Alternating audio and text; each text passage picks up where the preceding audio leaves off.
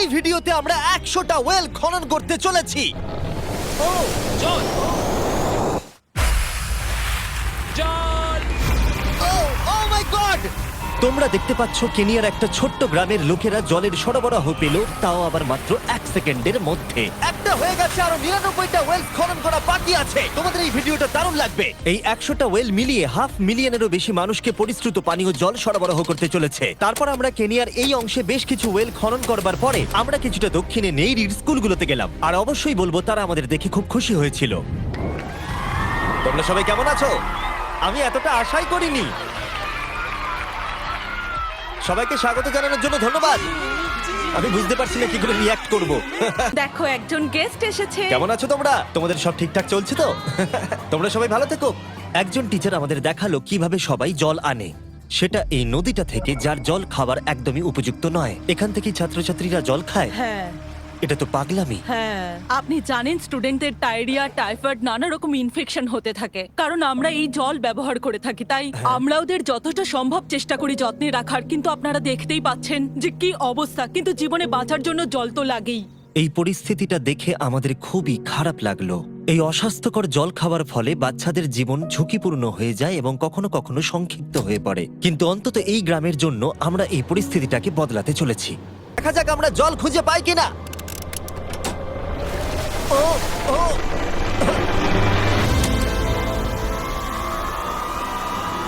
বৃষ্টি হচ্ছে, এটা তো দারুণ। মাটির উপরে জল উঠে আসার পরে সেগুলো ধরে রাখার জন্য আমরা এই বড় ব্যারেলগুলোকে নিয়ে এসেছি, যেগুলো ওয়াটার টাওয়ারের উপরে ফিট করা হবে। এই গ্রাম এবং প্রতিবেশী গ্রাম যে শুধু পরিষ্কার জল পাবে তাই নয়, বরং জলের প্রেসারও অনেকটাই বেশি পাবে। তার মানে হলো তাদের আর অপরিষ্কার জলে জামা কাপড় কাচতে হবে না। নাও টানো। নোলানের মায়ের সঙ্গে তুলনা করলে এটা কত ভারী হবে? প্রায় 2টো নোলানের মায়ের সমান। ওহ গড! ভাই আমি কিন্তু তোমাকে এখান থেকে ফেলে দেবো। ঠিক আছে, হয়ে গেছে। হ্যাঁ, রেখে দাও।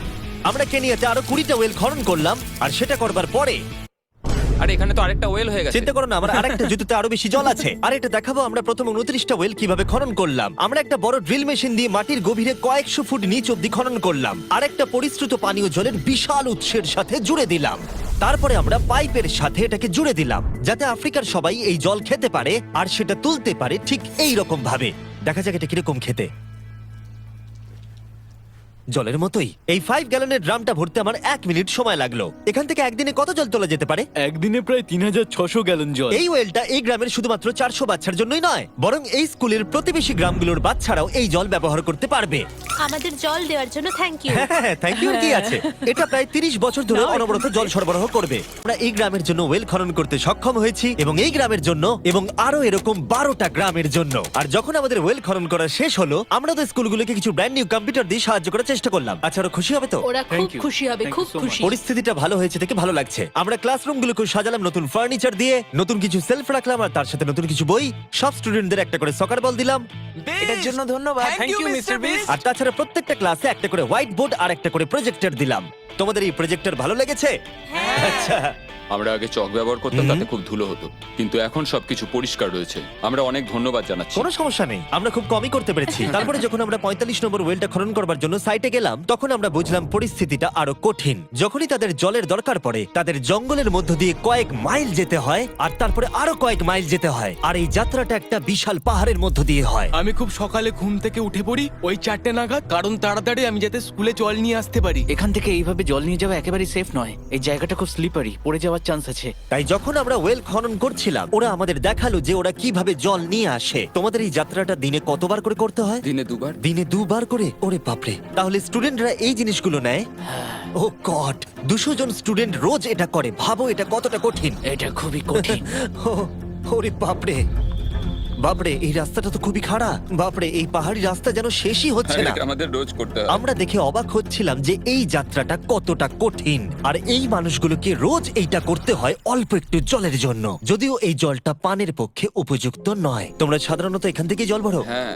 আর জল ভরার পরে এই জাগগুলোর ওয়েট হয় প্রায় 40 পাউন্ড, যেগুলো এই বাচ্চাগুলোর পক্ষে বয়ে নিয়ে যাওয়ার জন্য অনেকটাই বেশি। মহিলারা এইগুলো দুটো করে নিয়ে যায়। ও, তাহলে আমি ওটা চেষ্টা করে দেখবো।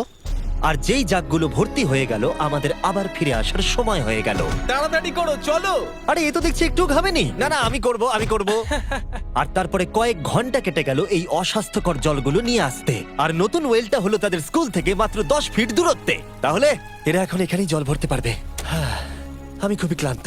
আর তারপরে আমরা পরের গ্রামে গেলাম যেখানে আমরা 46তম ওয়েল খনন করব। কিন্তু সেখানে আমরা সমস্যার মুখে পড়লাম। আমরা দেখতে পেলাম এই গ্রামটা দুভাগে বিভক্ত এই বিশাল ভয়ঙ্কর নদীটা দ্বারা। এর জল এখন বেশি মনে হচ্ছে না, কিন্তু যখন বর্ষাকাল আসে তখন জল তীব্র গতিতে আসে আর এই ব্রিজটাকে ভাসিয়ে নিয়ে যায়। আর এই ব্রিজটা এত গুরুত্বপূর্ণ কারণ গ্রামের লোকজন এই দিকে বাস করে আর হসপিটাল বা স্কুল হলো এই দিকে। তাই তাদের অনেকবার দিনের মধ্যে এই ব্রিজটাকে ক্রস করতে হয়। এই ব্রিজটা ভয়ঙ্কর হওয়া সত্ত্বেও এটাই তাদের একমাত্র অবলম্বন। প্রথম কাজ ছিল একটা লোকাল হসপিটাল ঘুরে দেখা, যেটার ভীষণভাবে পরিষ্কার পানীয় জলের দরকার ছিল। ভেতরে ঢোকার পর আমরা বুঝতে পারলাম এই গ্রামগুলোর উপরে এই হসপিটালটার প্রভাব কতটা বেশি। এক বছরে এখানে কতগুলো সন্তানের জন্ম হয়? এক মাসে মোটামুটি 50টা বাচ্চা। মানে বছরে 600 জনের জন্ম হয়। ওয়াও! কিন্তু দুর্ভাগ্যবশত অন্তঃসত্ত্বা মহিলাদের পানীয় জল পেতে কয়েক মাইল হেঁটে যাতায়াত করতে হয়, আর তারপরে এই ভারী বাকেটগুলোতে করে জল বয়ে নিয়ে যেতে হয়। যাই হোক, ভালো খবর হলো এটা, আমরা একটা নতুন মডার্ন ওয়েল পাম্প কনস্ট্রাকশন করছি। ভালো করে ওদিকটা এখন যেটা প্রয়োজনীয় সেটা হলো এগুলোকে চালু করা। যাই হোক, নোলান, তুমি কি তৈরি? আমি তৈরি। ওভার! একটা ড্রামাটিক জুম ইন করো। নোলান, আমি বাটন প্রেস করলাম, জল কি পড়ছে? জল পড়ছে। তোমরা একবার গিয়ে দেখবে নাকি? হ্যাঁ চলো যাওয়া যাক।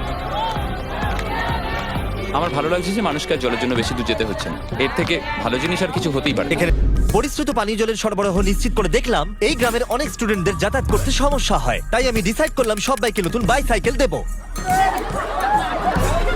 আমি জানি এখানে অনেক বাচ্চা আছে, কিন্তু আমাদের কাছে অনেক বাইসাইকেলও আছে। পরিষ্কারভাবে বলে দিই, আমি সাইকেল চালাতে পারি না। জিমি শুধু সাইকেল বিতরণ করতে পারে। কোনোদিন চালাতেই শিখিনি। চলো তোমাদের নতুন সাইকেলগুলো চালাও দেখি। 3, 2, 1, চলো। ও, সবাই আমাকে পেরিয়ে যাচ্ছে। খুব সাবধানে, আমি কিন্তু চালাতে পারি না। কারোর সঙ্গে আমার ধাক্কা লাগবে। তুমি কি চালাবে এটা? ঠিক আছে, যাও চালাও। ঠিক আছে। সাইকেল বিতরণ করবার পরে আমরা ওয়েল খনন করা চালিয়ে গেলাম যতক্ষণ আমরা পৌঁছলাম ওয়েল নম্বর 69। এই সোলার পাওয়ার্ড ওয়েলগুলো বিশেষভাবে ডিজাইন করা হয়েছে গ্রামের কৃষকদের জন্য। চাষের জন্য প্রয়োজনীয় জল সরবরাহের পাশাপাশি শস্য এবং গবাদি পশুর জন্য, এমনকি ড্রাই সিজনেও আর কোনো বিদ্যুৎ ছাড়াই। প্রত্যেকটা প্যানেল 200 ওয়াটের। এটা পাম্পের সাথে অ্যাটাচ করা আছে। এই পাম্পটা প্রতি ঘন্টায় 5000 লিটার জল তোলে। বলতে গেলে এই গ্রামে আমরা আনলিমিটেড জল পাচ্ছি। এটা দুর্দান্ত। জিম্বাবুয়ে থেকে চলে আসবার পরে আমরা চেয়েছিলাম আফ্রিকার সমস্ত জায়গায় জল পৌঁছে দিতে। তাই আমরা আরো ওয়েল খনন করলাম উগান্ডাতে, সোমালিয়াতে এবং ক্যামেরুনে। যদি আপনারা আরো বেশি দেখতে চান তাহলে আমরা খুব তাড়াতাড়ি ফিলান্থ্রপিতে আরেকটা ভিডিও আনতে চলেছি। এই গ্রামগুলোতে সময় কাটিয়ে আমি পানীয় জলের উৎসের গুরুত্ব কতটা তা বুঝতে পেরেছি। কি করে এটা চাষে সাহায্য করে, ফসল ফলাতে, কিভাবে হসপিটালের জন্য পরিষ্কার পরিবেশ তৈরি করে, এবং সবথেকে গুরুত্বপূর্ণ হলো পরবর্তী প্রজন্মের শিশুদের জন্য একটা সুস্বাস্থ্যকর জীবন উপহার দেওয়া এবং তাদের ভবিষ্যৎ সুনিশ্চিত করা। আমরা বিশুদ্ধ পানীয় জল পেতে অনেক অপেক্ষা করেছি। জল হলো জীবন। এবং স্থানীয়দের সাহায্য নিয়ে আমরা নতুন ব্রিজটা তৈরি করতে সফল হয়েছি, যেটা এই গ্রামবাসীরা পরবর্তী 100 বছর ব্যবহার করতে পারবে। আমাদের জীবন এখন সুরক্ষিত, আমরা সব একসঙ্গে থাকতে পারবো, দুশ্চিন্তা দূর হয়ে গেছে। এই ভিডিওতে আমরা 100টা ওয়েল খনন করে অনেকের জীবন বদলে দিয়েছি, কিন্তু এটা যথেষ্ট নয়। ফাইনালি 100তম ওয়েল। ও মাই গড, আমাকে ক্ষমা করে দাও।